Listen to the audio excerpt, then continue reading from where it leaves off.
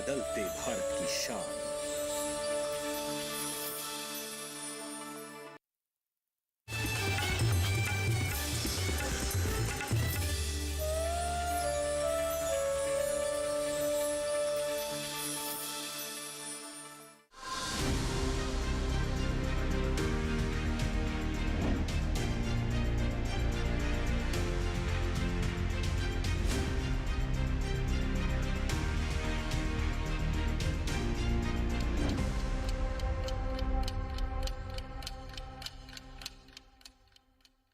नमस्कार, आप देख रहे हैं दूरदर्शन किसान। हमारी खास पेशकश विचार विमर्श में स्वागत आप सभी का। मैं हूं आपके साथ अदिति शर्मा। हमारे इस कार्यक्रम में हम किसान उत्पादक संगठन यानी कि एफपीओ के प्रति आपको जागरूक करने का लगातार प्रयास कर रहे हैं।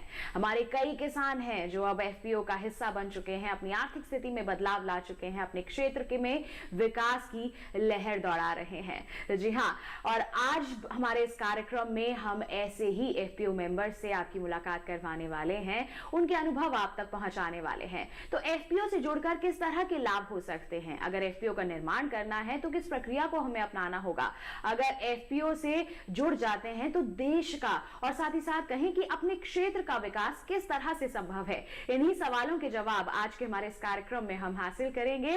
तो बता देते हैं आज के हमारे इस कार्यक्रम का विषय क्या रहेगा। विषय रहेगा किसान उत्पादक संगठन से समृद्ध होते किसान। जी हाँ, एफपीओ से हमारे किसान समृद्ध हो रहे हैं, यही आज के हमारे इस कार्यक्रम का विषय रहने वाला है। इसी पर हम कार्यक्रम के दौरान विचार विमर्श करेंगे और विचार विमर्श करने के लिए हमारे साथ हमारे मेहमान उपस्थित हैं। आइए परिचय करवा देते हैं। हमारे साथ मिसेज के मोनिका उपस्थित हैं। बता दें ये डायरेक्टर हैं Bastar pearl fish farmer producer company, जो कि बस्तर छत्तीसगढ़ में लोकेटेड है और वहां पर अच्छे स्तर पर काम कर रही है। साथ ही साथ हमारे साथ अजय कुमार जी भी उपस्थित हैं। ये एफपीओ मेंबर हैं, दलदली एफपीओ इनका नाम है। इनके एफपीओ का जो मंडाला मध्य प्रदेश में स्थित है, यहाँ पर अच्छे स्तर पर कार्य किया जा रहा है। हमारे साथ पूर्णिया बिहार से अंजलि कुमारी जी उपस्थित हैं। इनके एफपीओ के नाम की बात करूं तो इनके एफपीओ का नाम है बनमन की फिश फार्मर प्रोड्यूसर कंपनी, जो कि फिश फार्मिंग को बढ़ावा दे रहा है अपने क्षेत्र में। और साथ ही हमारे साथ भोपाल से गाड़िया जी भी उपस्थित हैं। ये सीईओ हैं हिमचुली एग्री प्रोड्यूसर कंपनी लिमिटेड, जो कि स्थित है धारचूला उत्तराखंड में। आप सभी का बहुत बहुत स्वागत करना चाहूंगी मैं कार्यक्रम विचार विमर्श में। आज आपसे हम चर्चा करेंगे, विस्तार से आपके अनुभव हम साझा करेंगे, जानकारियां हासिल करेंगे। तो किसान भाइयों बहनों, आज के हमारे इस कार्यक्रम का विषय क्या रहने वाला है ये हमने आपको बता दिया है। और चर्चा की शुरुआत करें उससे पहले दिखा देते हैं आपको हमारी ये विशेष रिपोर्ट।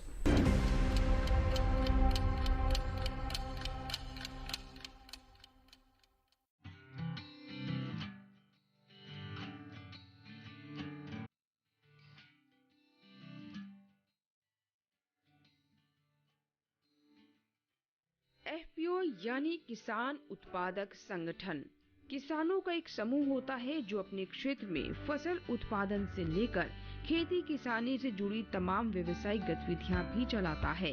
दरअसल एफपीओ से न सिर्फ किसानों की आय बढ़ रही है, बल्कि किसानों की सामूहिक शक्ति में भी इजाफा हो रहा है।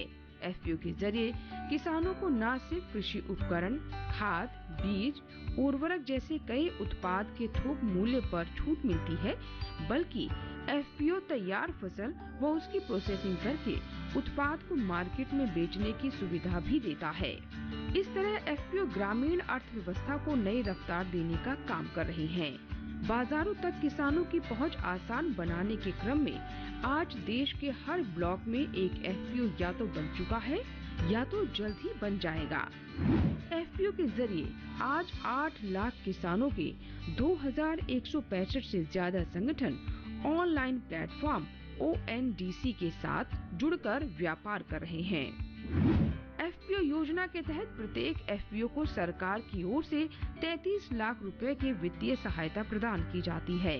साथ ही क्लस्टर आधारित व्यापार संगठन यानी CBBO को एफपीओ गठन के लिए प्रति एफपीओ 26 लाख रुपए की राशि दी जाती है। सरकार की सहायता से किसान भी एफपीओ से जुड़कर कामयाब हो रहे हैं।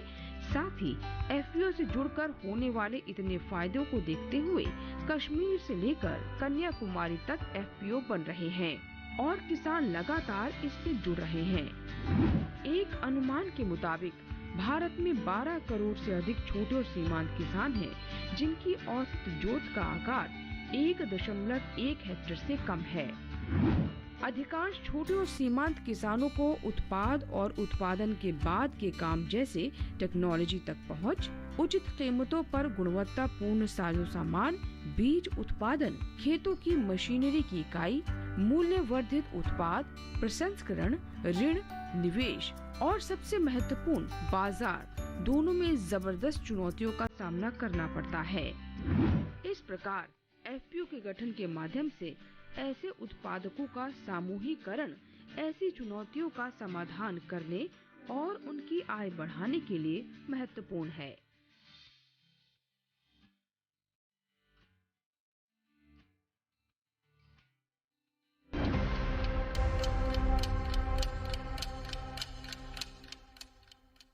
तो अभी आप सबने देखी एक विशेष रिपोर्ट और एफपीओ के संदर्भ में जानकारियां हासिल की हैं। हमारे विशेष मेहमान हमारे साथ उपस्थित हैं, आइए उनसे ही चर्चा की यहाँ पर शुरुआत भी कर लेते हैं। सबसे पहले मैं मोनिका जी का रुख करना चाहूंगी। मोनिका जी, छत्तीसगढ़ बस्तर में स्थित है आपका जो एफपीओ है, अपने एफपीओ के बारे में क्या कहना चाहेंगी? हाँ, आप सभी को मेरा नमस्कार। जैसा कि मेरा नाम मोनिका है और मैं आई हूँ बस्तर से। हमारा जो एफपीओ का नाम है वो है Bastar pearls fish farmer producer company, जिसे हमने प्रधानमंत्री मत्स्य पालन योजना के अंतर्गत बनाया है। एसएफएसी के अंडर है और सोनाको जो एफपीओ डिवीज़न है उसके अंडर ये काम चल रहा है। हालांकि बहुत समय नहीं हुआ है इसे बनाए हुए, क्योंकि ये अगस्त 2023 में ही ये रजिस्टर्ड हुआ है। लेकिन इसके जो लाभ है हमें अभी 1 महीने पे ही देखने को मिल गए, क्योंकि हमारे बस्तर में हम फ्रेश वाटर कल्चर पर्ल करते हैं। साथ ही हमारे क्योंकि बस्तर एक ट्राइबल एरिया है, तो वहाँ पे अधिकतर जो है तालाब है, नदियाँ हैं। इंद्रावती नदी सबसे बड़ी नदी है हमारी, तो मछलियाँ और ये सारी चीज़ें हमारे यहाँ बहुत मिलती हैं जी। हमारा जो पूरा छत्तीसगढ़ जो बस्तर है वहाँ पे हर तरह के जो एक्वा जो एनिमल्स होते हैं वो पाए जाते हैं। और सबसे अच्छी बात ये है कि ये बहुत ऑर्गेनिक है, बहुत नेचर के करीब है, तो इसलिए काफ़ी अच्छी मात्रा में और अच्छी तादाद में पाई जाती है। तो एफपीओ के माध्यम से हम किसान को एकत्रित कर रहे हैं। अभी तक हमारे साथ 100 किसान जुड़ चुके हैं और किसान को एकत्रित कर कर एक साझा प्रयास करने की कोशिश कर रहे हैं। बिल्कुल, तो अगस्त 2023 में ही शुभारंभ हुआ है इनके एफपीओ का, और जैसा ये हम सभी से साझा कर रहे हैं कि 1 महीने या फिर ज़्यादा टाइम नहीं हुआ है, 1-2 महीने में ही बदलाव देखने को मिल रहे हैं। 100 के करीब किसान जुड़ चुके हैं। तो देखिए, किसान जागरूक हो रहे हैं। किसानों को जब यहाँ पर बदलाव नजर आ रहा है तभी तो वो एफपीओ का हिस्सा बन रहे हैं और निश्चित तौर पर अपनी आर्थिक स्थिति में बदलाव भी यहाँ ला रहे हैं। अब मैं रुख करना चाहूंगी अजय कुमार जी का। अजय कुमार जी, अपने एफपीओ के बारे में क्या कहना चाहेंगे? मध्य प्रदेश में किस तरह से कार्य कर रहा है आपका एफपीओ और कब शुरुआत हुई? नमस्कार, मैं अजय कुमार। हमारा जो एफपीओ का नाम है दलदली फार्मर प्रोड्यूसर कंपनी लिमिटेड है, जो एमपी मंडला डिस्ट्रिक्ट में उपस्थित है। और हम कई किसान ऐसे हैं जो अभी उनके साथ हम काम कर रहे हैं और एसएफएसी के अंदर हम काम कर रहे हैं, जिसके लिए एसएफएसी के थ्रू हमें काफ़ी सपोर्ट मिलता जा रहा है। और हमने अभी काफ़ी 5000 से 10,000 किसानों के साथ हम अभी काम कर रहे हैं और उनके जो प्रोडक्ट हैं जैसे मिलेट्स हैं और राइस है, पल्सीज है, बहुत सारे प्रोडक्ट्स हैं जो उनको हम मार्केट में लाके उनको फ़ायदा देते हैं। बिल्कुल, जो अनाज फसलें हैं, जो मोटे अनाज की या कहें कि श्री अन्न हमारे जो है उनको बढ़ावा दिया जा रहा है। इनके जो खेती से किसान जुड़े हुए हैं उन्हें सहायता मिल रही है। बाजार तक का जो सफर है, खेत से बाजार तक का जो सफर है, उसमें ये पूरा सहयोग किसानों को दे रहे हैं। और जब किसानों को इस दिशा में सहयोग मिलता है तो निश्चित तौर पर जो बिचौलियों की समस्या होती है उससे निजात यहाँ मिल ही जाता है। तो जैसे इन्होंने कहा कि संख्या भी काफी है, किसान इनसे जुड़े हुए हैं, तो निश्चित तौर पर यह साबित होता है कि किसान जागरूक हो रहे हैं इनके क्षेत्र में और एफपीओ से जुड़कर लाभ ले रहे हैं। अब मैं अंजलि कुमारी जी का रुख करना चाहूंगी। अपने एफपीओ के बारे में आप क्या कहना चाहेंगी? पूर्णिया बिहार में किस तरह से कार्य कर रहा है आपका एफपीओ? नमस्कार, जय बिहार जय भारत। मैं अंजलि कुमारी, मेरे एफपीओ का नाम है fish farmer producer company limited, जो कि Neer horticulture private limited as a CBBO इसमें काम कर रहे हैं। और ये जो है हमारा एसएफएसी अंडर पीएमएमएसवाई जो प्रधानमंत्री मत्स्य संपदा योजना है, इसके अंतर्गत काम कर रही है। और हमारे जो पूर्णिया में है वो 5 ब्लॉक हमें एसएफएसी से अभी अलॉट हुए हैं। पूर्णिया के जैसे कि हमारा बनमनखी है, रुपौली, धमदाहा, रानीगंज और भवानीपुर, ये हमारे 5 ब्लॉक अभी एसएफएसी में हमें अलॉट किए गए हैं। और यहाँ पे अभी माननीय प्रधानमंत्री नरेंद्र मोदी जी का अभी जो मत्स्य पालन को लेके एक जागरूक अभियान चल रहे हैं, उनके अंतर्गत हम काम कर रहे हैं। और वहाँ के जो 5 ब्लॉक के जितने किसान हैं वो जो है बहुत जागरूक हैं। और सबसे बड़ी बात है कि इसमें अस्तित्व वेलफेयर फाउंडेशन जो है, जिनकी शुरुआत 2017 में हुई थी, और ये अस्तित्व welfare foundation women empowerment, education, tribal communities को जितनी भी फैसिलिटीज प्रोवाइड करनी होती है, वो 2017 से इसमें वो काम कर रहे हैं। और हमें एफपीओ फॉर्मेशन में भी लगातार उनकी जो सहयोग है वो मिल रही है।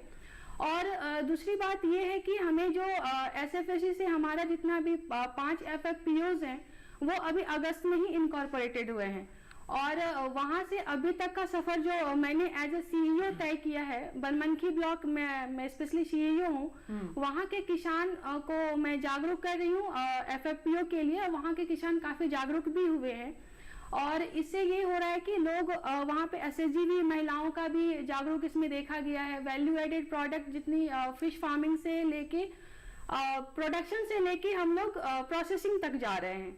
जो किसान वहाँ पे मछली का उत्पादन कर रहे हैं, और लेकिन उन्हें क्या होता है, बिहार अभी एक ऐसा क्षेत्र है जहाँ पे हमारा जल विभाग का बहुत सोर्स है, लेकिन उन्हें एक अच्छे प्लेटफॉर्म नहीं मिल पा रहे हैं। उस अच्छे प्लेटफॉर्म के लिए हम लोग ने बहुत काम किए हैं। जैसे कि वो अगर प्रोडक्शन कर रहे हैं तो उनका हम लोग सप्लाई एंड डिमांड पे काम कर रहे हैं, मार्केटिंग पे काम कर रहे हैं।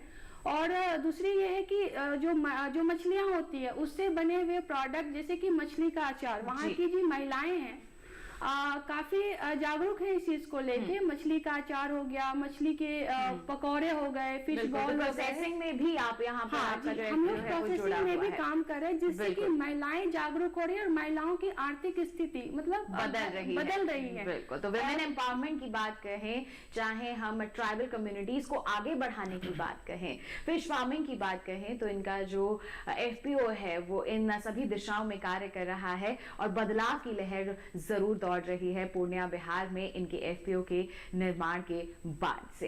बिल्कुल, इसी के साथ ही अब मैं भोपाल सिंह जी का भी यहाँ पर रुख कर लेती हूँ। हिमचली एग्री प्रोड्यूसर कंपनी लिमिटेड आपके एफपीओ का नाम है, धारचूला में ये स्थित है। आप अपने एफपीओ के बारे में क्या कहना चाहेंगे? कितने सदस्य अभी तक जुड़ चुके हैं और किस दिशा में कार्य हो रहा है आपके एफपीओ में? जी, सबसे पहले मैं डीडी किसान के सभी किसान भाई बहनों को प्रणाम करता हूँ।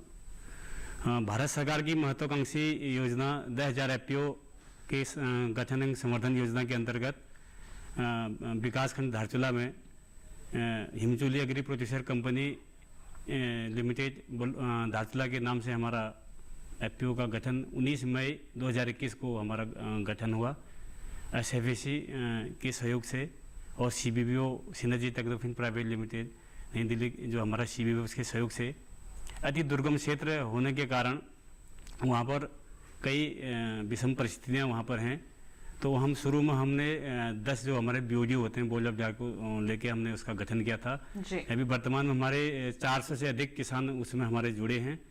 और हमने इसके अलावा जो लोकल हमारा जो मुख्यतः जो गाय, हमारी जो पहाड़ी गाय होती है, बद्री गाय जिनको बोला जाता है, देसी गाय, और उनके जो शेयर होल्डर है हमारे जो जिससे हमारे कंपनी से जुड़े हैं, तो उनके जो गाय का जो घी था उसको बाजार उपलब्ध कराने का प्रयास किया। जो नेचुरल हनी जो हमारा होता है, नेचुरल हनी, उसको भी हम बाजार उपलब्ध कराते हैं। इसके अलावा जो मोटे अनाज भी हमारे, मैं धन्यवाद करना चाहूँगा मोदी जी का, हमारे प्रधानमंत्री जी का, और जिनके मोटे अनाज पे जो है, मिनट्स पे जो है काफ़ी उसकी अच्छी मांग भी बढ़ रही है और उसको हम बाजार में करके एक अच्छा आय हमारे किसान उसमें अर्जित भी कर रहे हैं। और इसके अलावा जैसे जो हमारे गांव में बंजर भूमि थी जी। उसको एक आबाद करके इन पारंपरिक जो हमारी फसलें थी जो अब विलुप्त के कगार पर थी वो एक बार पुनः जो है हमारे किसान भाई उसको अपना रहे हैं जिससे बिल्कुल। रोजगार तो हो ही रहा है और उसकी अब अच्छी अच्छी मांग भी बढ़ रही है। मांग भी बढ़ रही है, जो कहीं ना कहीं गुम हो गई थी फसलें, अब उन्हें दोबारा से अपनाया जा रहा है, खेती की जा रही है, बंजर भूमि को उपयोग में लाया जा रहा है। देखिए कितना बेहतरीन काम इनके क्षेत्र में हो रहा है, चाहे यहाँ पर बात हो घी निर्माण की, हनी के यानी कि मधु उत्पादन की, या फिर कहें मोटे अनाज के उत्पादन की और प्रोसेसिंग की। तो इनके क्षेत्र में जो इनका एफपीओ है हर दिशा में काम कर रहा है ताकि कोई भी जो इनके क्षेत्र का नागरिक है वो अछूता ना रहे। सबको इससे जोड़ा जा रहा है, हर वर्ग के लिए एक यहाँ पर रोजगार उत्पन्न करा जा रहा है ताकि सभी को अच्छी आमदनी मिल सके, सबकी आर्थिक स्थिति में सुधार हो सके। तो एफपीओ के गठन से काफी सकारात्मक बदलाव देखने को मिल रहे हैं, चाहे वो बात करें हम छत्तीसगढ़ की, चाहे मध्य प्रदेश, उत्तराखंड की बात करें या फिर बिहार की ही बात कर ले, हर क्षेत्र में बदलाव साफ तौर पर नजर आ रहा है एफपीओ गठन के बाद से। तो लगातार हमारे जो मेहमान यहाँ पर उपस्थित हैं अपने अपने एफपीओ का बखान कर रहे हैं कि उनके एफपीओ में किस तरह से काम हो रहा है। अब मैं मोनिका जी का यहाँ पर रुख करना चाहूंगी। मोनिका जी, आपने कहा कि आपके यहाँ पर एक्वा कल्चर होता है, हर तरह का एक्वा एनिमल पाया जाता है, तो आपसे मैं जानना चाहूंगी कि इसमें आपको सरकार की तरफ से किस तरह का सहयोग मिल रहा है कि इसको आप और भी ज्यादा बढ़ा सकें। हाँ, सबसे पहला तो जैसे मैंने कहा कि हम एक्वा पे काम कर रहे हैं जी। तो जैसे कि बस्तर में हमने इसकी शुरुआत की थी पर्ल फार्मिंग से, और फिश तो वहाँ पहले से ही है, मछलियाँ तरह तरह की हैं और काफ़ी फेमस भी हैं। बस्तर की मछलियाँ बहुत फेमस हैं। सरकार की तरफ से हमें ये मिला कि हमने क्या किया, सबसे पहले किसानों को एकत्रित किया जी। उसके बाद जो प्लेटफॉर्म है, ऑनलाइन प्लेटफॉर्म, ONDC का प्लेटफॉर्म, वो हमें मिला। ऐसा नहीं है कि बस्तर में पहले मार्केटिंग नहीं होती थी, लेकिन पहले जो मार्केटिंग होती थी वो एक साथ ना होके बिखरी हुई थी, किसी को कम किसी को ज्यादा, जैसा बिल्कुल बिखरा हुआ सा था। लेकिन अब एक प्लेटफॉर्म हमें मिला है, ONDC का प्लेटफॉर्म। तो इसमें हम ये कर रहे हैं कि हम सिर्फ प्रोडक्शन तक ना सीमित होके हम उसमें प्रोसेसिंग में भी जा रहे हैं। जैसे कि हमारा पर्ल अभी जैसे हम हो रहा है तो हम उसके ज्वेलरी आइटम्स बना रहे हैं। पूरे भारत में ही नहीं, पूरे विदेश में भी बस्तर डोकरा जो बेल मेटल आर्ट है वो बहुत फेमस है। तो अब हम गोल्ड और सिल्वर को छोड़कर डोकरा आइटम्स में बस्तर की पर्ल को ज्वेलरी के रूप में हम कर रहे हैं, और जिसकी शुरुआत भी हो चुकी है। फर्स्ट ऑर्डर भी हमारा गवर्नमेंट से आ गया है। तो इस एफपीओ से सिर्फ मछली पालन वाले ही नहीं बल्कि जो विभिन्न कलाकृतियों से भी जुड़े हैं उन किसानों, उन महिलाओं को भी बहुत हेल्प मिल रहा है। वहाँ की जो लोकल एक संस्था है, society of tribal welfare rural education, उसके माध्यम से हमें गाइडेंस मिल रहा है। और जो महिलाएं हैं, जो SHGs महिलाएं हैं जो काम करती हैं, तरह तरह की जो कलाकृतियां हैं, उन सबको भी हम इसमें जोड़कर एक, क्योंकि जब तक आप किसी भी चीज को मार्केट नहीं करेंगे तब तक किसी को भी फायदा नहीं होगा। तो बस्तर की सरकार की तरफ से बस्तर को एक बहुत बड़ा प्लेटफॉर्म मिला है, ONDC मार्केट, जो हम कर रहे हैं। बिल्कुल। तो देखिए यहाँ पर जो कलाकार हैं उनको भी अपनी कलाकृति दिखाने का अवसर यहाँ पर मिल रहा है। पर्ल फार्मिंग से जुड़कर यहाँ पर जो कलाकार हैं उन्हें अच्छा लाभ मिल रहा है, और सरकार की तरफ से तो इन लोगों को लगातार समय समय पर सहयोग मिलता ही जा रहा है। तो अपने क्षेत्र में भी अगर आप ऐसे ही किसी एफपीओ का गठन कर लेते हैं तो केवल खेती ही नहीं, केवल पशुपालन ही नहीं, अन्य जो विधाएं हैं उनमें भी आप आगे बढ़ सकते हैं, अपने क्षेत्र में विकास संभव कर सकते हैं। अजय जी, अब मैं आपके पास यहाँ पर आना चाहूंगी। आपने बताया कि विभिन्न तरीके की जो अनाज फसलें हैं, जो हमारी मोटा अनाज की फसलें हैं, उनकी प्रोसेसिंग और फार्मिंग में आप मदद कर रहे हैं, साथ ही साथ बाजार तक पहुंचाने में भी मदद मुहैया करवाई जा रही है। तो क्या कहना चाहेंगे आप कि पहले के समय में और अभी के समय में किसानों ने किस तरह का बदलाव महसूस किया है? अभी जैसे मार्केट में वो अपना प्रोडक्ट लेके जाते थे तो ऐसा होता था, उनको काफ़ी दिक्कत होता था, आने जाने का टाइम वेस्ट, उनको अच्छे रेट पे उनको मिल नहीं पाता था कि किस रेट पे हम बेच सके। बट हमारे एफपीओ की वजह से उनको काफ़ी सुविधा मिल चुकी है। अब क्या, जितने भी किसान भाई लोग हैं उनका सारा प्रोडक्ट इकट्ठा होकर एक मंडी में जाता है और अच्छे रेट पे उनको दिया जाता है, और जितने भी उनका प्रॉफिट पहले से जितना हुआ उनको अब अच्छा मिल रहा है उनको। पहले कम मिलता था, अब ज़्यादा मिलता है। और जैसे बीज की सुविधा देते हैं, खाद की सुविधा देते हैं, कई प्रकार की उनको सुविधाएं दी जा रही हैं एफपीओ की वजह से। काफ़ी तरह की जो समस्याएं पहले आया करती थी कि जी। हमारे किसानों को अपनी मेहनत का उचित मूल्य नहीं मिल पाता है, किसान परेशान रहते थे कि इतनी मेहनत करते हैं फिर भी अच्छे दाम नहीं मिल पाते हैं। तो इस समस्या का समाधान एफपीओ से जुड़ने के बाद बिल्कुल सामने निकल कर आया है। बढ़ते हैं आगे। अंजलि जी, अब मैं आपके पास आना चाहूंगी। महिलाओं को सशक्त बना रही हैं आप और आपका एफपीओ आपके क्षेत्र में, तो महिलाओं को ऐसे एफपीओ से जोड़ने में किस तरह की मशक्कत आपको करनी पड़ी है? क्या किसी तरह की समस्या आई थी या फिर महिलाएं जुड़ती गई आपके इस एफपीओ से? जी, जैसा मैंने पहले भी बताया कि महिलाएं जो हैं वो जागरूक हो रही हैं, लेकिन जब मैं ग्राउंड लेवल की बात करूं तो वहाँ की महिलाएं जो हैं अभी मतलब ये मेंटलिटी होती है कि जो पुरुष हैं वो वही सिर्फ काम करेंगे, महिलाएं काम नहीं करेंगी, महिलाएं घर पर ही रह के मतलब घर के काम काज करेंगे। तो ये सब चीज़ उन्हें थोड़ा सा गांव है, गांव क्षेत्र है हमारा, तो उनको समझाने में हमें दिक्कत आ रही थी कि मतलब कैसे उनको करें, उन्हें जागरूक किया गया। मतलब एक हमने कहावत सुनी है ना कि हर गाड़ी के 2 पहिए होते हैं, अगर एक पहिया भी टूट जाए तो फिर वो गाड़ी चलनी मुश्किल है। तो इस जो कहावतों पे उन्होंने और मैंने उन्हें समझाया कि मतलब इन द केस भगवान न करे किसी के साथ ऐसा हो, बट अगर परिवार में कोई परिस्थितियां आ जाती हैं जिसमें जो है पुरुष वर्ग असमर्थ हैं करने में, तो महिलाएं उस समय उनका सहयोग दे सकती हैं। तो ये सारे कंसेप्ट्स पे मैंने बात की उनसे और महिलाओं को जागरूक किया। पहले तो कुछ 1-2 ट्रेनिंग्स मैंने कराए, जितने भी ट्रेनिंग्स से कंडक्ट करवाए, जितने के मछली के अचार हो गए, मछली के कटलेट हो गए, बॉल हो गए, ये सब के ट्रेनिंग करवाए, उन्हें टेस्टिंग करवाई और उन्हें फिर समझ में आया कि मैं जो घर बैठी महिलाएं होती हैं 10-11 बजे के बाद महिलाओं के पास आई थिंक कोई काम नहीं होता है, तो वो महिलाएं वो अपना समय का यूटिलाइजेशन करते हुए अपना जो घर में एक आर्थिक सहयोग दे सकती है। इस पे मैंने बात की उनसे और फिर धीरे धीरे उसमें से क्या हुआ, एसएचजी जो फॉर्मेशन हुए 2-3 महिलाएं उसमें जागरूक हुई। फिर वो 2-3 महिलाएं क्या की आसपास में बैठ के जब उनकी उन्नति देखी, उन्होंने 2-3 महिलाओं की उन्नति देखी, तो फिर बाकी महिलाएं भी उसमें जुड़े। कहते हैं ना कि दूसरे की जब तक आप उन्नति नहीं देखोगे तब तक वो घर में ही बैठे रहते हैं।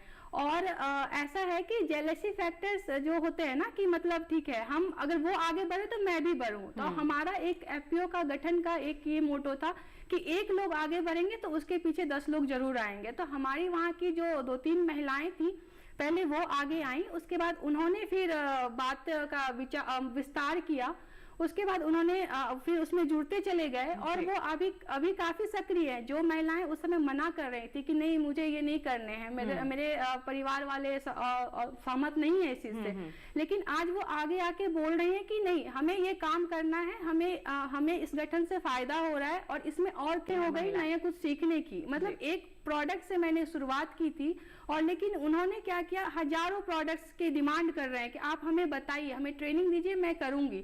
और वो जितने भी महिलाएं हैं उनकी जो मतलब फार्मिंग है वो फिशरीज से ही है। बिल्कुल, बहुत सारे लोग मछली उत्पादन कर रहे हैं, लेकिन मछली वो लोग सिर्फ मछली उत्पादन करके एक मंडी में मतलब बेच देते थे, जैसा दाम मिले वैसे में बेच देते, तो वो वहीं तक सीमित थे। और बाकी की जो मछलियां बच जाती थी वो या तो मतलब फेंक देते थे या घर में यूज कर लेते थे। तो इस वजह से क्या होता है उन्हें कि दिक्कतें आ रही थी, जितने दाम मिल रहे हैं बस उसी में खुश थे वो लोग। लेकिन उनसे क्या हुआ, धीरे धीरे उनकी आर्थिक स्थिति बढ़ती चली गई, तो इससे वो काफी जागरूक हुए हैं। हमारे 5 ब्लॉक में हमारे एसएचजी काम कर रही हैं, तो वो लोग काफी जागरूक है, उनकी आर्थिक स्थिति में काफी सुधार आई है। बिल्कुल, तो हम कह सकते हैं कि एक छोटा सा जो कदम है वो एक बड़ा बदलाव ला सकता है।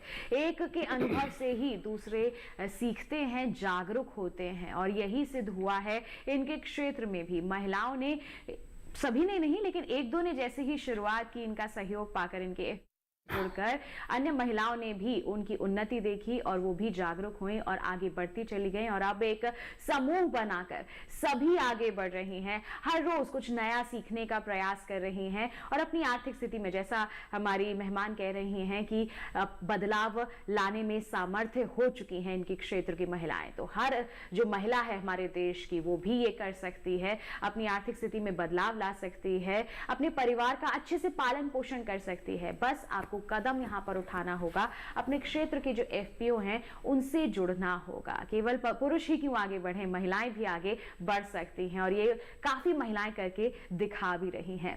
हर क्षेत्र में अलग अलग तरह के विकास हो रहे हैं, सबके बारे में जानेंगे, लेकिन उसके लिए करना होगा आपको एक छोटे से ब्रेक का इंतजार। कहीं मत जाइए, देखते रहिए कार्यक्रम विचार विमर्श और बने रहिए दूरदर्शन किसान पर।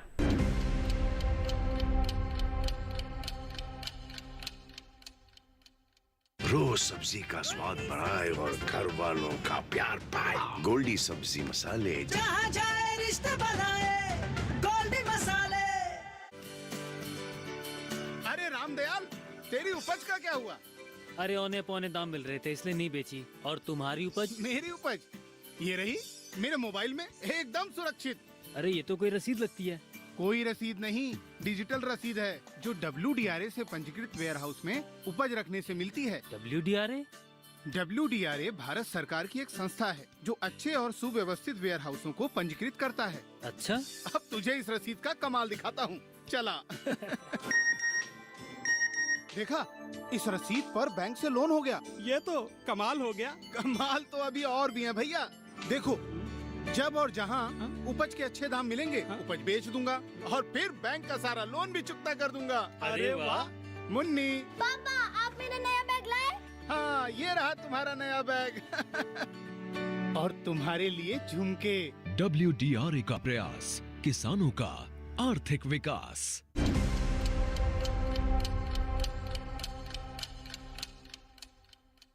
ब्रेक के बाद दूरदर्शन किसान के कार्यक्रम विचार विमर्श में आप सभी का फिर से स्वागत है। आज हम बात कर रहे हैं एफपीओ जरा हटके। जी हाँ, किसान उत्पादक संगठन से कैसे समृद्ध हो रहे हैं हमारे किसान, इस पर हमारी जो चर्चा है, हमारा जो विचार विमर्श है लगातार जारी है। अभी तक हमारे जो विशेषज्ञ हैं कहेंगे हम या फिर एफपीओ सदस्य हैं वो अपने अनुभव साझा कर रहे हैं, सभी को जागरूक कर रहे हैं कि एफपीओ के आने के बाद से उनके क्षेत्र में और उनके क्षेत्र के जो किसान भाई बहन हैं उनके जीवन में किस तरह के परिवर्तन हुए हैं।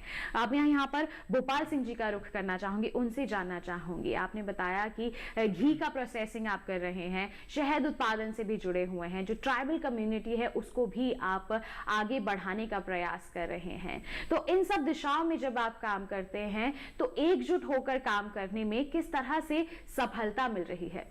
जी मैम, चूँकि हमारा क्षेत्र अति दुर्गम होने के साथ साथ संसाधनों का अभाव क्षेत्र में होने के कारण हम लोग गांव में जाके अधिकतर हमारे इसमें महिलाएं, जो महिला सदस्य हैं समूह के, वो जुड़े हैं। तो हमारा प्रयास ये रहता है कि गांव में पहले गांव में जाके सभी लोगों जो सभी शेयर धारक जो हमारे हैं, जो भी किसान हैं, उनका जो है एक जगह उसको एकत्रित करके नेचुरल तरीके से उसको बना करके उसको मार्केट में उपलब्ध कराया जा रहा है। और इसके अलावा जो महिलाएं जगह जगह पर हमारा जो स्टॉलों के माध्यम से या अन्य संसाधन के माध्यम से और जो गवर्नमेंट ई मार्केट जो हमारा चल रहा है और एपेटा ONGC इसके माध्यम से भी हमारे जो उत्पाद लोकल है अभी बाजार में वो बाजार तक पहुंच रहे हैं। बिल्कुल। जैसा घी का है, घी की जो गुणवत्ता पे हमारा मुख्यतः विशेष ध्यान दिया जाता है और जो प्राचीन काल से हमारा जो चलता था उसी माध्यम से हम लोग उसको आगे बढ़ा रहे हैं। बिल्कुल। जिससे न समूह वाले जो हमारे महिला सदस्य हैं उनकी आय तो बढ़ी रही है और जो हमारे पशु हैं, पशु का जो नेचुरल जो खाद है वो भी हमारा फसल उगाने में कार्य कर रहा है। बिल्कुल। तो देखिए हर दिशा में कार्य हो रहा है और हर दिशा में सफलता भी मिल रही है, क्योंकि सभी एकजुट होकर यहाँ पर कार्य कर रहे हैं। तो लगातार जैसे हम कहते हैं कि एकता में बल है, वो एफपीओ से जुड़कर यहाँ पर सिद्ध भी हो पा रहा है। मोनिका जी, अब मैं आपके पास आना चाहूँगी। आपने बताया कि सरकार की जो ओएनडीसी मंच है उसके माध्यम से आपको बाजार तक अपने उत्पाद पहुँचाने में किसी भी तरह की कोई मुश्किल नहीं आती, आपको आसानी से यहाँ पर मंच मिल जाता है, अच्छी आमदनी आपके जो किसान हैं वो कर लेते हैं। ज्यादा से ज्यादा और किसान जुड़ सके आपके एफपीओ से, इसके लिए आपके एफपीओ की तरफ से किस तरह के प्रयास हो रहे हैं? एफपीओ की तरफ से देखिए, बस्तर एक ऐसी जगह है जहाँ पे हम हरे भरे जंगलों के रास्तों से गुजरते हैं और किसानों तक और हमारे जो ग्रामीण हैं कहना चाहिए उन तक हम पहुँचते हैं। टूटी फूटी सी पगडंडियाँ होती हैं पर बहुत खूबसूरत होता है। अब क्योंकि कम्युनिकेशन वहाँ पे थोड़ा हमारा कम है, हमारे पास डायरेक्ट कोई लिंक नहीं है मार्केट तक का, मेजर मार्केट तक का या मेट्रो सिटीज तक का। तो होता ये है कि जो बिचौलिए आते हैं कहना चाहिए, वो आते हैं और वो वहाँ के सारे प्रोडक्ट्स लेके जाते हैं। बस्तर एक ऐसी जगह है जहाँ पे जंगलों से ही मतलब वहाँ के किसानों की, यहाँ के ग्रामीणों की सारी ज़रूरतें पूरी हो जाती है। एफपीओ के माध्यम से हम ये भी अब कोशिश कर रहे हैं कि जो महुआ वाले हैं, जो इमली वाले हैं, जो काजू वाले हैं, उन सभी को हम एक प्लेटफॉर्म दें। ओएनडीसी के माध्यम से हमें ये फ़ायदा हुआ है कि एक डायरेक्ट मार्केट प्लेस हमको मिला है।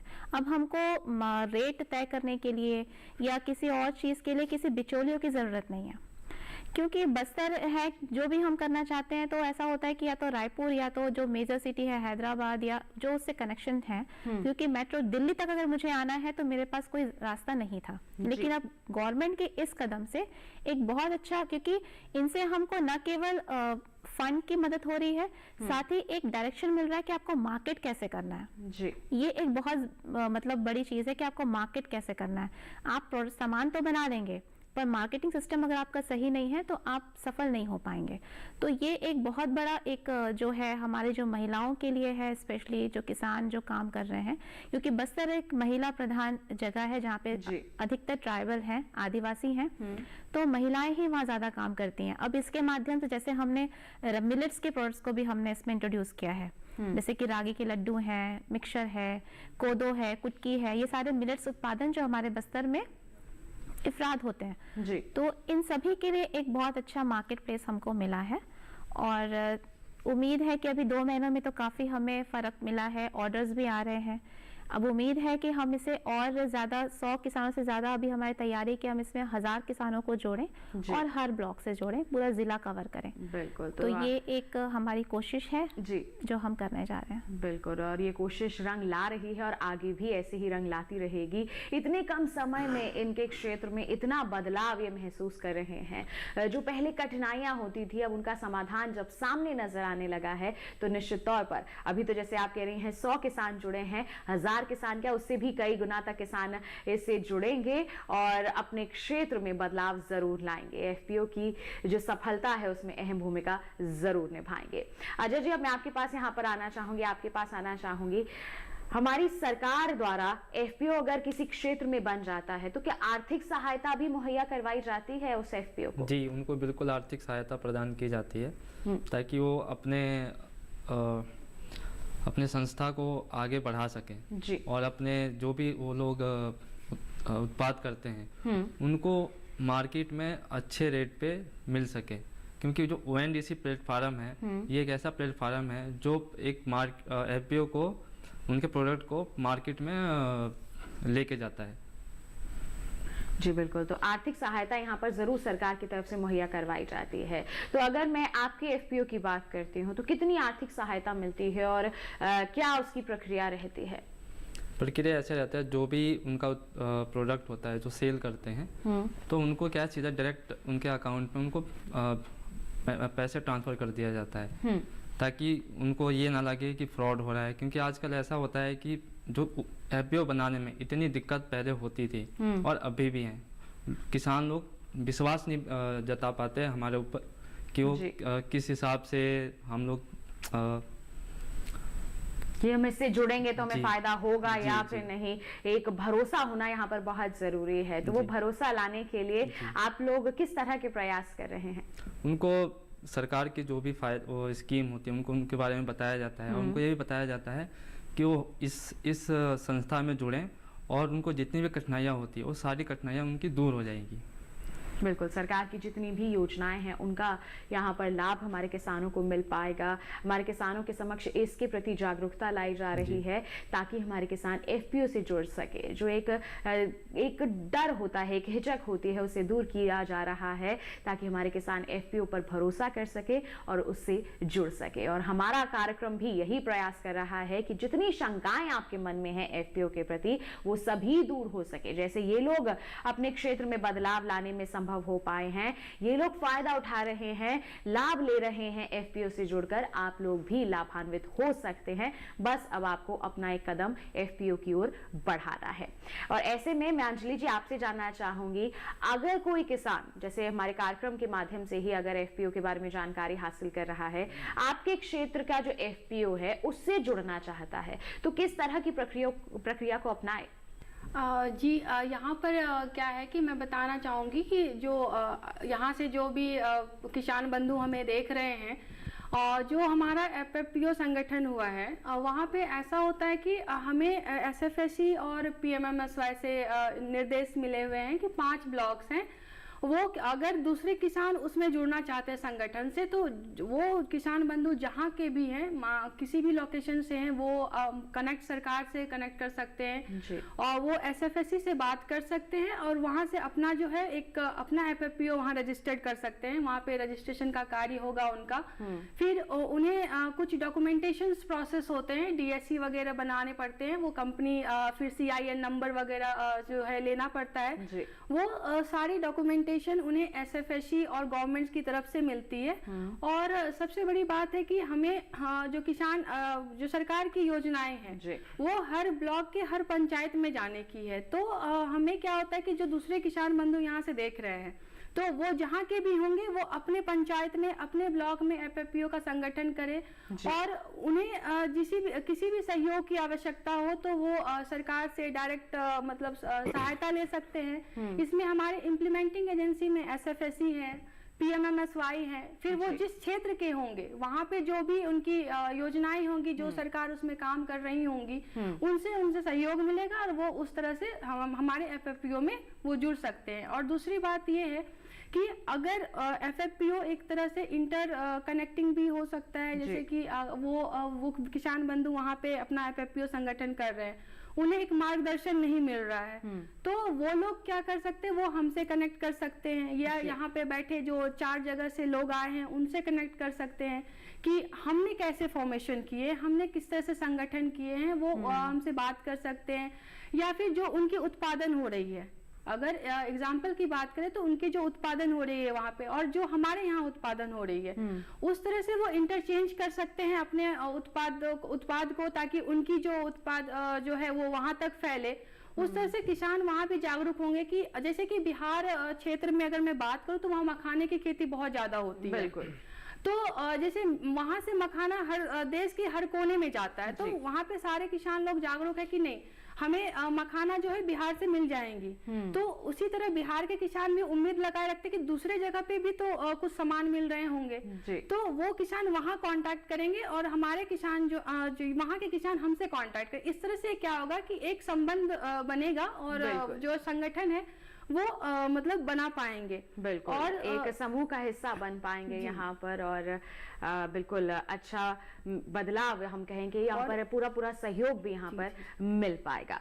भोपाल जी, मैं आपके पास आना चाहूंगी, आपसे मैं एक सरल सी प्रक्रिया जानना चाहूंगी। कोई किसान जुड़ना चाहता है तो किस तरह के दस्तावेज देने होते हैं और कोई शुल्क भी देना होता है क्या एफपीओ से जुड़ने के लिए? जी मैम, जैसा कि भारत सरकार के जो गाइडलाइन है एफपीओ बनाने में कृषि मंत्रालय के, उसमें कोई भी अगर एफपीओ से जुड़ना चाहता है तो वर्तमान में कि 2000 रुपये का अधिकतम उसमें शुल्क उसको जमा करना पड़ेगा एज ए शेयर धारक के रूप में। उसमें जो भी कंपनी जो हमारी एफपीओ है उसका जो भी बिजनेस होगा उसमें उसका भी शेयर धारक का भी उसमें अंश रहता है।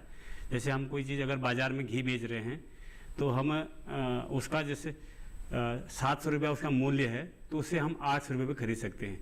तो उसमें जो 100 रुपया जो हमारा एफपीसी को प्रॉफिट है, जो उसका लाभ है, वो उसमें भी शेयर धारक को भी जाएगा। तो जो हमारा प्रॉफिट होगा तो सारे शेयर धारकों में बचेगा, जिसे एफपीसी से जुड़ के उसको न सिर्फ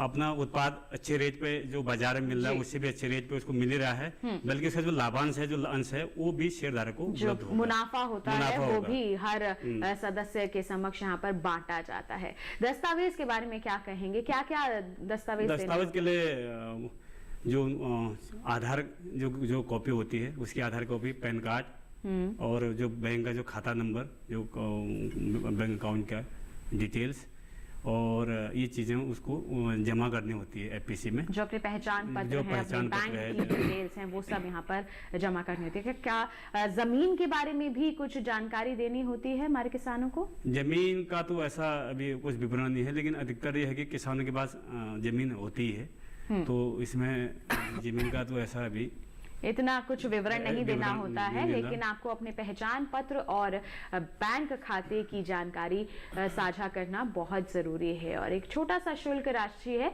वो भी आपको देना होता है, और आप एक एफपीओ से जुड़ सकते हैं, उसका हिस्सा बन सकते हैं। अगर किसी नए एफपीओ के निर्माण की बात करते हैं, गठन की बात करते हैं, तो मोनिका जी उसके लिए क्या कहना चाहेंगी, क्या कर सकते हैं हमारे जो दर्शक देख रहे हैं? नए एफपीओ की गठन के लिए सबसे पहले तो ये होता है कि आपको 10 डायरेक्टर चाहिए होते हैं, जैसे कि हमारे यहाँ भी हैं, जिसमें महिलाएं हैं, ज़्यादा हैं। उसके बाद 10 डायरेक्टर से ही शुरुआत होती है पहले तो, जिसमें कि शुल्क निर्धारित किए जाते हैं। 1000 रुपये भी हो सकते हैं, 2000 रुपये भी हो सकते हैं।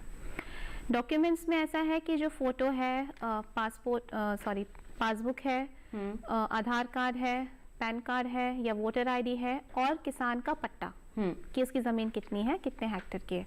क्योंकि इसमें हमको एफपीओ में हमको ये ध्यान रखना है कि हमको मार्जिनल किसान और स्मॉल फार्मर्स को ही इसमें जोड़ना है। लार्ज फार्मर्स को ज़रूरत नहीं है एफपीओ की, क्योंकि वो ऑलरेडी बहुत ही उसमें रहते हैं।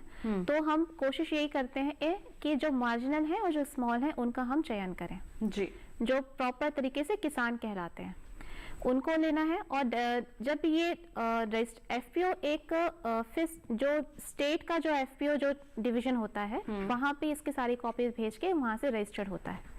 इसके साथ ही हमको एफपीओ में जितने भी जो अभी जो फिलहाल जो प्रेजेंट गवर्नमेंट के जितने भी जो टर्म्स एंड नियम्स है, उसको रूल्स और रेगुलेशन को पूरा हम कंप्लीट करते हैं। और ये डॉक्यूमेंट्स कंप्लीट करने के बाद ही जो है आपका एफपीओ रजिस्टर्ड हो जाता है। कंपनी सेक्रेटरी के अंडर में ये रजिस्टर्ड होता है कंपनी रूल्स के अकॉर्डिंग। बस ये छोटी सी प्रोसेस होती है, एक छोटी सी प्रक्रिया को अपनाना होता है। अपने एफपीओ का आप गठन कर सकते हैं और फिर उसके अंदर लोगों को जोड़ करके उसके तहत काम भी कर सकते हैं। अजय जी, अब मैं आपसे जानना चाहूंगी, जैसे एक क्षेत्र में एक एफपीओ है, क्या उसी क्षेत्र में दूसरा एफपीओ भी गठित किया जा सकता है या फिर ऐसा संभव नहीं है? ऐसा संभव है भी और नहीं भी जी, गठित किया जा सकता है, बट यह है कि उस पास में नहीं होना चाहिए, थोड़ा कुछ डिस्टेंस हो, 5 किलोमीटर 10 किलोमीटर के डिस्टेंस में होना चाहिए, तो एक नया एफपीओ गठित किया जा सकता है। बिल्कुल गठन किया जा सकता है, लेकिन यहाँ पर थोड़ी सी हम कह सकते हैं दूरी होनी चाहिए। ब्लॉक अलग अलग होंगे तो भी यहाँ पर सही रहता है, आप गठन कर सकते हैं, लेकिन प्रक्रिया आपको अपनानी होगी, जैसे कि हमारी विशेषज्ञ ने अभी आपको विस्तार से बताई है कि किस तरह की प्रोसेस आपको यहाँ पर अपनाना होता है, जिससे आप एक एफपीओ का निर्माण कर सकते हैं। अंजलि जी, एक एफपीओ में कितने मेंबर्स हो सकते हैं? सबसे कम और अधिक भी कोई सीमा यहाँ पर निर्धारित की गई है? हाँ, एक एफपीओ में जो है कम से कम जो है वो 100 मेंबर्स हैं, जिसमें कि सरकार की साइड से भी निर्धारित की गई कि मिनिमम जो है 100 मेंबर्स होंगे और मैक्सिमम इसमें कोई भी लिमिटेशंस नहीं है। अगर जितने भी फार्मर्स अगर एक एफपीओ में जुड़ सकते हैं वो उतने अच्छे हैं। जैसे कि हमारे एफपीओ जो हैं वो अभी जैसे मैं बताऊं कि हमारे डायरेक्टर हैं पंकज सर एंड मौलिक आजरा सर, उन्होंने तेलंगाना, गुजरात, एमपी एंड बिहार, ये सारे जगह पे एफपीओ संगठन किए हैं। कुल मिलाकर 1100 से 1500 किसान हैं इसमें। तो इसमें जो मैक्सिमम किसान के जो नंबर्स हैं वो उनकी कोई सीमा नहीं है। जितने किसान इसमें लाभार्थी हो सकते हैं वो इसमें जुड़ सकते हैं। जिन किसान को लगता है कि हमें उन एफपीओ की जरूरत है वो उसमें आगे बढ़ चढ़कर हिस्सा ले सकते हैं, लेकिन मिनिमम जो है 100 किसानों की 100 किसान यहाँ पर कम से कम होने चाहिए। अगर हम अधिक किसानों की बात करें कि कितनी सीमा निर्धारित है, ऐसी अभी कोई सीमा यहाँ पर निर्धारित नहीं की गई है। जितने किसान चाहें जुड़ सकते हैं, एक समूह में आकर आगे बढ़ने का प्रयास लगातार कर सकते हैं और मुनाफे के हिस्सेदार भी बन सकते हैं। बिल्कुल, तो देखिए एफपीओ से जुड़कर कितने अच्छे परिवर्तन यहाँ पर आ सकते हैं। लगातार हमारे जो मेहमान हैं यही हम तक पहुंचाने की कोशिश कर रहे हैं, हमें समझाने की कोशिश कर रहे हैं। हम उम्मीद करते हैं कि जो भी जानकारियां निकल कर आ रही हैं उनसे आप जरूर लाभान्वित हो रहे होंगे। ऐसी ही जानकारियां आगे भी पहुंचाएंगे, लेकिन एक छोटे से ब्रेक के बाद कहीं मत जाइए, देखते रहिए हमारा खास कार्यक्रम विचार विमर्श। बने रहिए दूरदर्शन के साथ पर।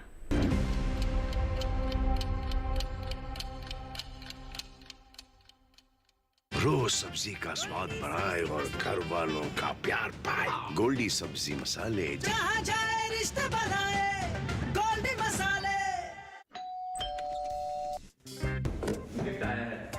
अरे वाह, लेजेंड की बैट। इससे तो मैं खेलूंगा।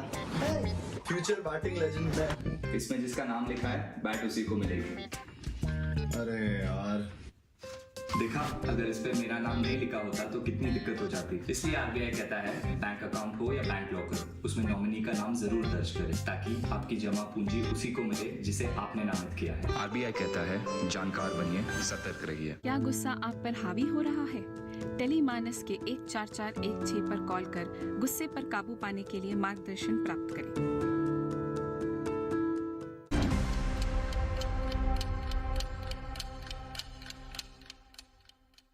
ब्रेक के बाद दूरदर्शन किसान के कार्यक्रम विचार विमर्श में स्वागत आप सभी का।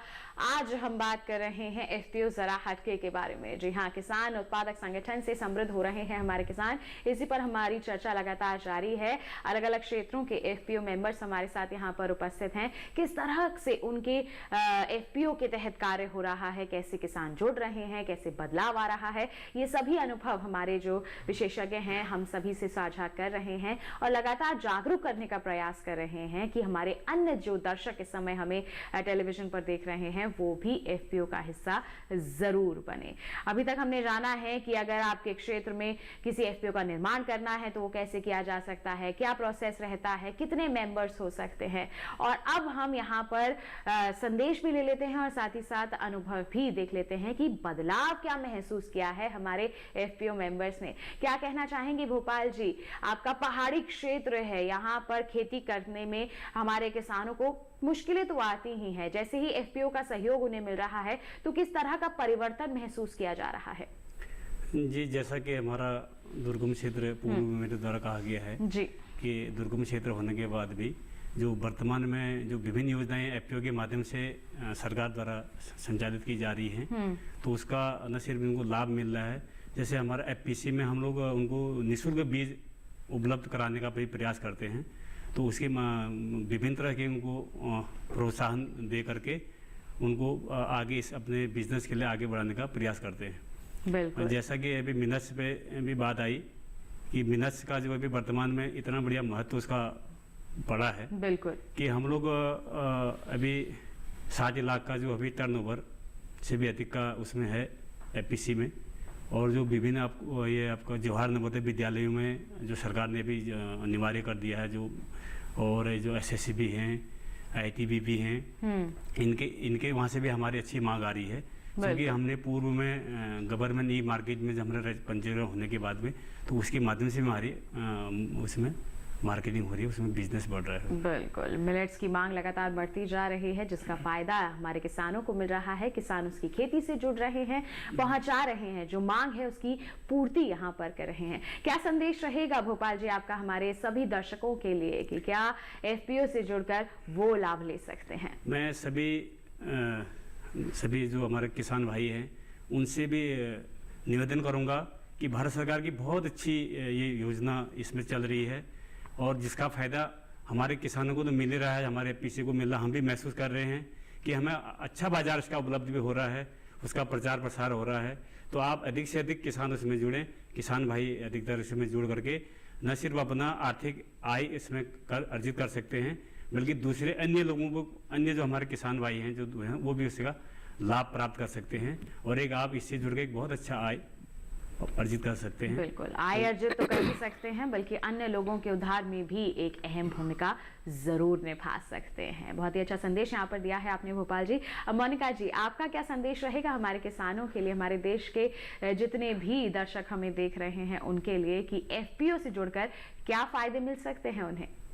मैं किसान भाइयों से ये कहना चाहूँगी कि जो हमारे जो किसान होते हैं वो हमेशा कश्मकश में होते हैं कि वो नई शुरुआत करें या ना करें, क्योंकि बहुत सारी चीज़ें होती हैं जो उन्हें पता नहीं होती है। तो बस इतना ही कहना चाहूँगी कि जागरूक बने, नई नई चीज़ों को अपनाएं और जुड़कर एक नया प्रयास करें।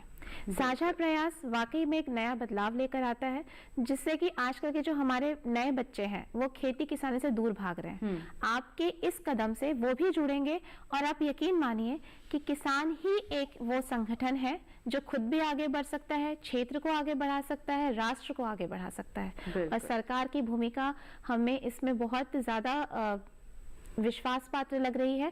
तो आप उस भूमिका का हिस्सा बने, उसका एक पात्र बने और लाभ उठाएं। तो अजय जी, अब मैं आपके पास आना चाहूंगी, आपसे जानना चाहूंगी क्या संदेश रहेगा आपका हमारे दर्शकों के लिए? मेरा यही संदेश है कि कृषि उत्पादक संगठन बनाएं और इसमें अपने बच्चों को भी उनको जागरूक बनाएं कि कृषि एक ऐसा प्लेटफार्म है कि लोगों को खाने के लिए, दोबारा से कर सकता हूँ? बिल्कुल, कृषि जिसे एक छोटा व्यवसाय समझा जाता है, हमारे जो ग्रामीण क्षेत्रों के युवा हैं पलायन कर रहे हैं, ऐसे में किसान उत्पादक संगठन एक बहुत ही अच्छी भूमिका निभा रहे हैं, मंच प्रदान कर रहे हैं, कृषि की महत्ता सबको समझाने में एक अहम भूमिका यहाँ पर निभा रहे हैं। और हमारे जो किसान हैं, उनके जो बच्चे हैं, उनके जो ग्रामीण युवा हैं, वो भी एफपीओ से जुड़कर यहाँ पर लाभ ले रहे हैं और आप भी ले सकते हैं। पलायन को रोकने में भी एफपीओ की एक बहुत ही अहम भूमिका यहाँ पर साफ तौर पर नजर आ रही है। अंतिम संदेश अंजलि जी आपका रहेगा हमारे सभी दर्शकों के लिए, क्या कहना चाहेंगी देश के नागरिकों को? मेरा ये संदेश रहेगा सभी किसान भाइयों से कि वो लोग संगठन में जुड़े। जो किसान हिचकिचा रहे हैं इस संगठन से जुड़ने के लिए, वो संगठन से जुड़े। और बिहार क्षेत्र में मैं बिहार क्षेत्र के साथ साथ देश के सभी नागरिकों से अनुरोध करती हूँ कि वो एक संगठन बनाए। और मैं आप लोग को बता दूं कि जो माननीय प्रधानमंत्री नरेंद्र मोदी जी हैं, उनका अभी जो एक अग्रसर है उनका मत्स्य पालन में, उन काफ़ी देखने को मिल रही है। और मत्स्य जो है पालन का काफ़ी डिमांड है।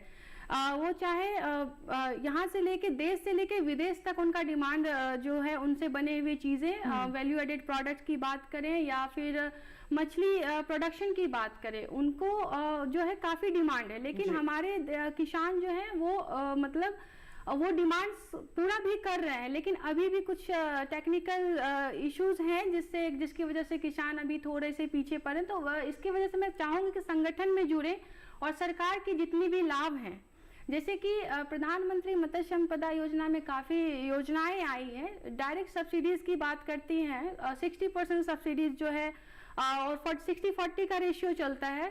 जो डायरेक्ट सरकार योजनाएं दे रही हैं किसानों को, उनसे वो लाभान्वित हो। और साथ साथ जो है एसएफएससी भी इसमें काफ़ी अग्रसर हैं अभी।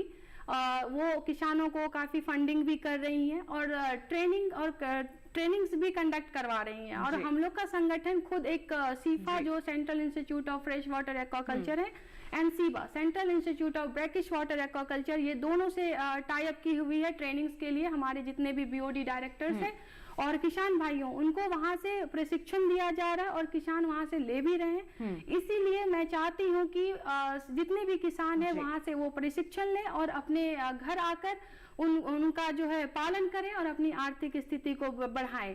और सबका विकास देश का विकास। जय बिहार, जय भारत, नमस्कार। बिल्कुल, सबका साथ सबका विकास ये सार्थक हो भी रहा है हमारे किसान उत्पादक संगठनों के माध्यम से। तो देखिए, हर क्षेत्र में विकास हो रहा है और ये संभव हो पा रहा है हमारी सरकार की एक अनूठी पहल, जिसे हम FPO कहते हैं, जिसे हम किसान उत्पादक संगठन कहते हैं। हर क्षेत्र में इसका निर्माण हो रहा है। अगर आपके क्षेत्र में अभी ऐसा कोई गठन नहीं हुआ है तो अब आप भी तैयार हो जाइए।